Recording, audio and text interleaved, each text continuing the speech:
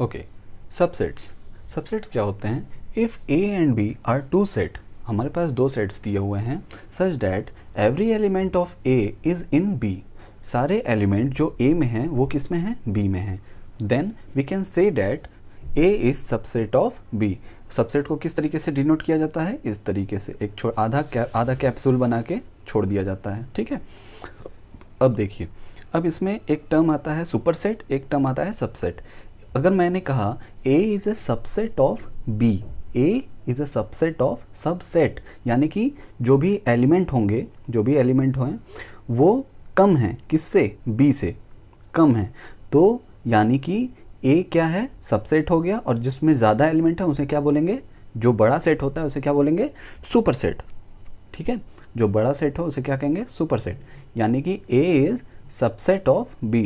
अब देखिए, ये जो इस तरीके ये याद करने का तरीका बना लीजिए, यहाँ पे एक एरो बना लीजिए, यहाँ से B से चला, ऐसे करते हुए B की तरफ वापस आ गया, यहाँ से B से चला और B की तरफ वापस आ गया, यानी कि A के सारे एलिमेंट को लेते हुए वापस आ गया। तो मैं ये कह सकता हूँ कि A के सारे एलिमेंट B में हैं, A के सारे एलिमेंट B में हैं। देख रहे हैं? इसे थोड़ा सा सोचिए, इमेजिन करिए कि A के सारे एलिमेंट B में हैं, ठीक है। तो आपको कभी कभी घुमा के दे देते हैं बुक वाले, तो हम लोग कंफ्यूज हो जाते हैं, तो इसको याद करने का ये तरीका है। तो A के सारे एलिमेंट B में हैं, ठीक है। तो A क्या हो गया? Subset of B, B is a superset of A, यही चीज़ को हम बोल सकते हैं B is a superset of A। देखिए, अब यहाँ पे घुमा के लिख दिया गया है ना। देखिए, अब इसी में आपको याद रहेगा, इस तरीके से घुमा के लिखा गया, तो यहाँ पे आप बोल सकते हैं कि ए के सारे एलिमेंट B जो है आ रहा है, एरो कर रहा है, एरो करते हुए पीछे वापस ले जा रहा है, यानी कि B के सारे एलिमेंट A में चले गए, ठीक है। यानी कि A छोटा है, B बड़ा है, B सुपरसेट है, A सबसेट है। चलिए नोट करिए, यहाँ पे क्या है note? If A is a subset of B, A is subset of B।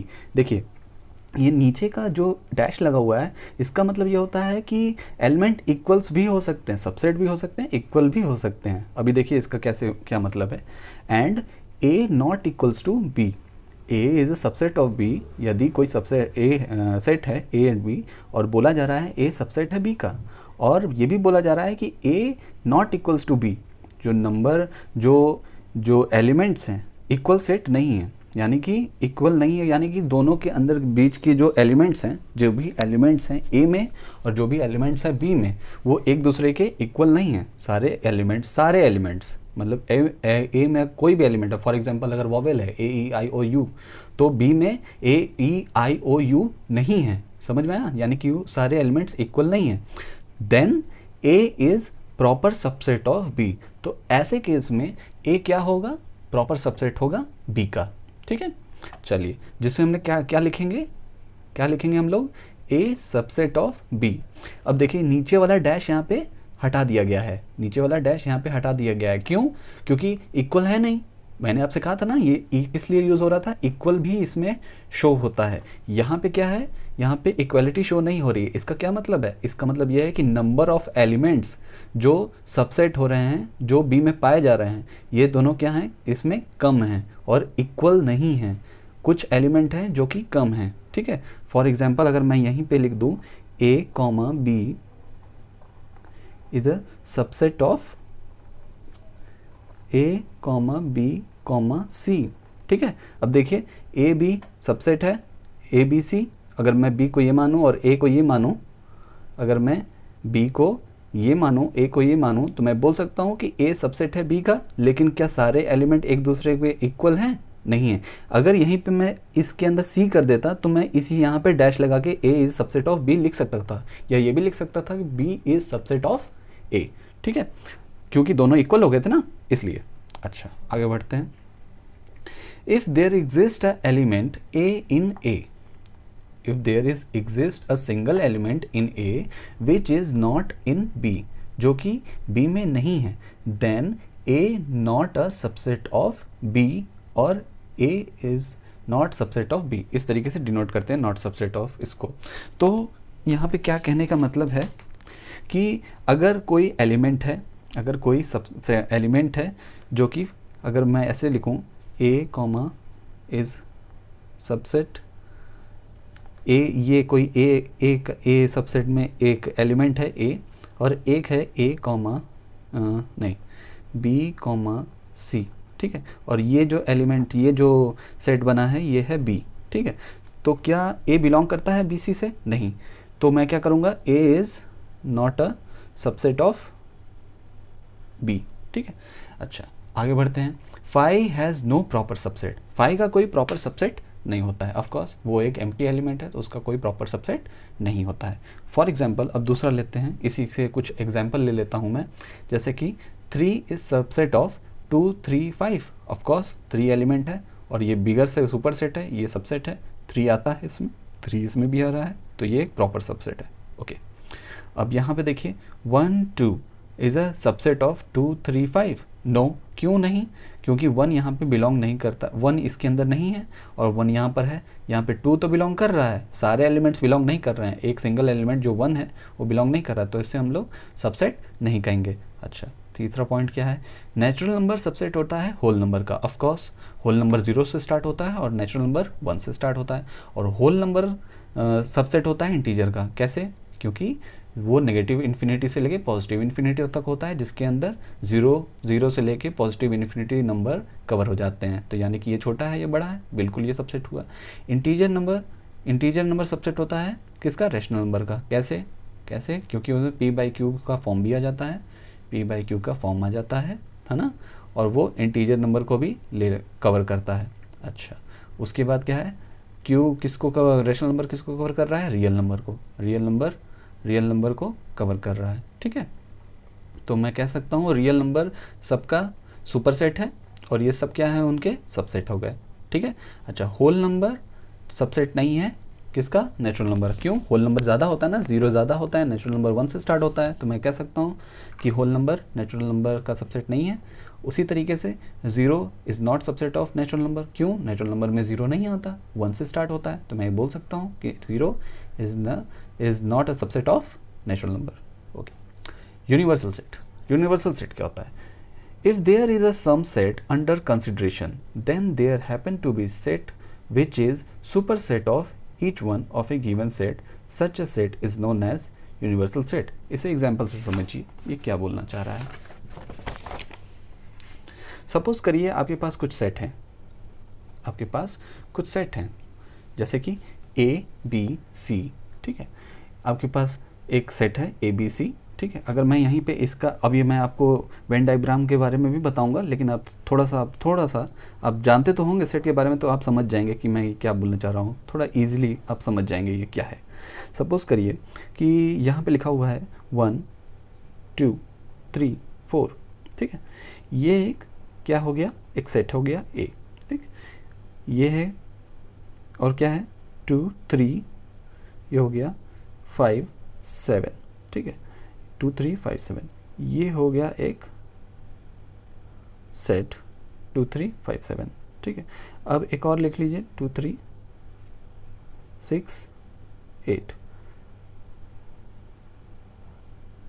ठीक है। ये हो गया आपका U। अब देखिए, सपोज करिए कि एक सेट है A, एक सेट है B, एक सेट है C। इन सभी सेट को, ये जो सभी सेट जो है हमने लिखा है, इनको क्या कहते हैं? ये सब क्या है? सब स्मॉल सेट है। इन सभी का एक सुपर सेट होगा जो इन सभी को मिला के बनेगा, वो क्या कहलाएगा? Universal set. फॉर एग्जांपल, ये क्या है? ये जो हमने वेन डायग्राम का एक फिगर बनाया है, वेन डायग्राम का, इसमें सेट A क्या है? 1 2 3 4, ठीक है। अच्छा, सेट B क्या है? सेट B हमने बना लिया है 3 2 5 7, सेट B। और ये क्या बना लिया है? सेट C, ठीक है, सेट C। तो इन सब को मिलाकर अगर मैं सबका यूनियन कर दूं तो मुझे एक बिगर सेट मिलेगा जो इन सभी को कवर करेगा।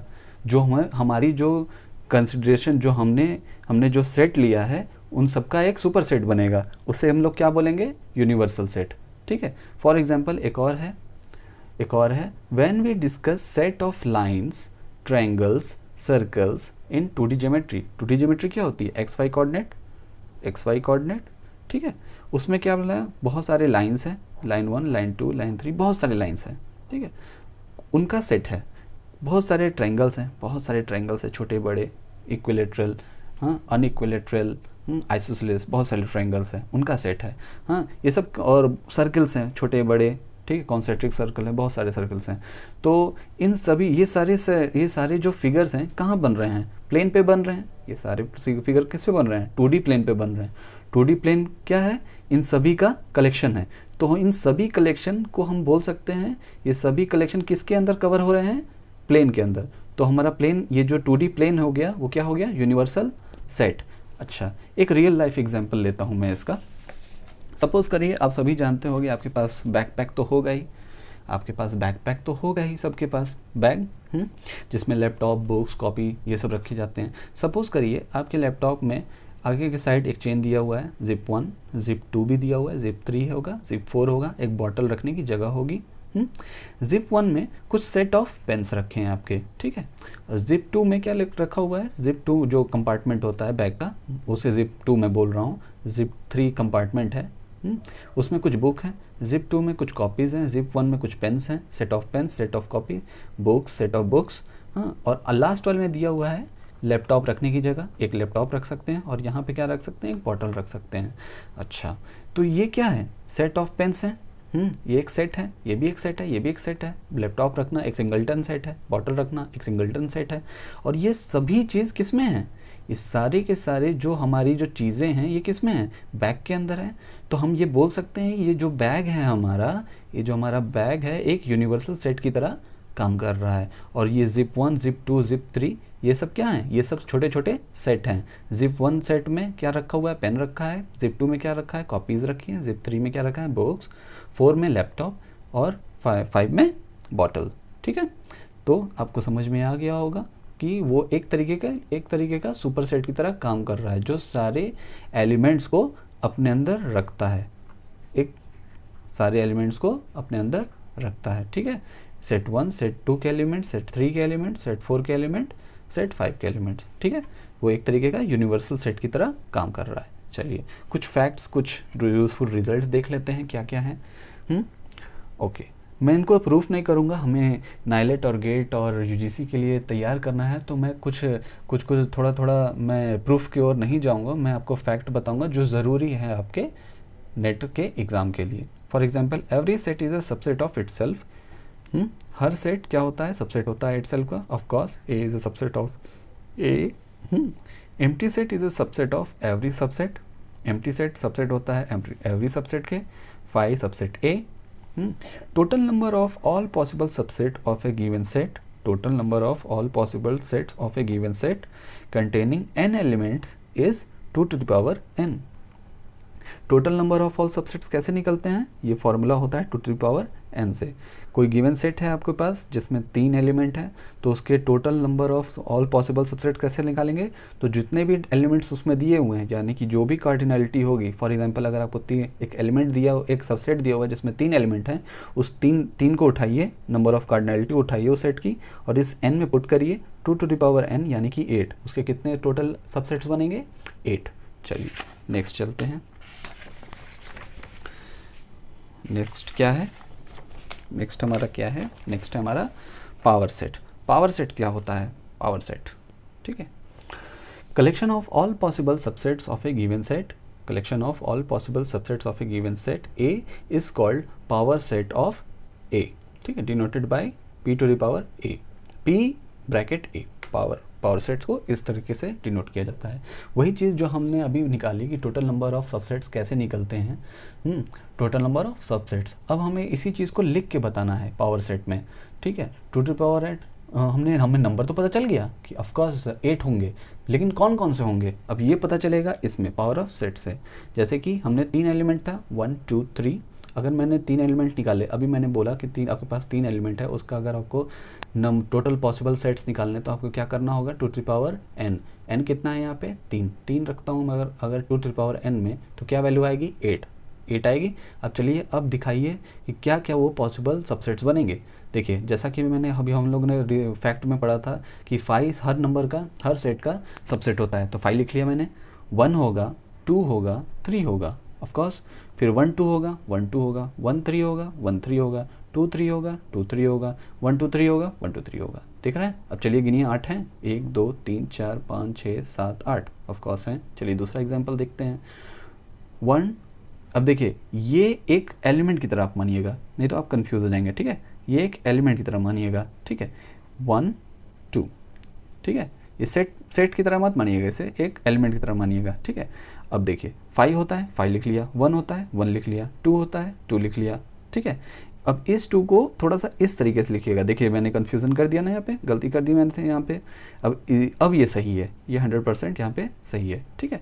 अब देखिए अब बच क्या गया, अब क्या बच गया, 1 2, 1 2, इसको पहले बंद करिए, इसको भी बंद करिए, ठीक है? फिर पूरे सेट को बंद करिए। देखिए 1 2 3 4, 2 एलिमेंट्स थे, 2 टू द पावर 2, 4 एलिमेंट्स बनने चाहिए, 1 2 3 4 बने।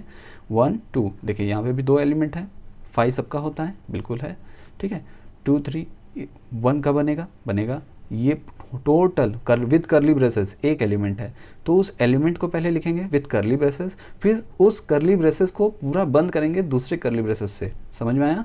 तब ये आपका बना एक एलिमेंट, तब ये आपका हो गया एक सबसेट भी, ठीक है? 1 2, अब इस पूरे ये जो पूरा बना हुआ है ये भी तो बनेगा, 1 करली ब्रेसेस 2 3, 1 करली ब्रेसेस 2 3, करली ब्रेसेस क्लोज, फिर पूरा होल सेट क्लोज। ओके? किसी भी तरीके की प्रॉब्लम हो आप कमेंट्स में लिख सकते हैं, कोई चीज़ पूछना हो आप कमेंट्स में लिख सकते हैं। नेक्स्ट हम लोग टॉपिक पढ़ेंगे operation solve on the set. तब तक के लिए थैंक यू। रिवाइज करिए। ओके।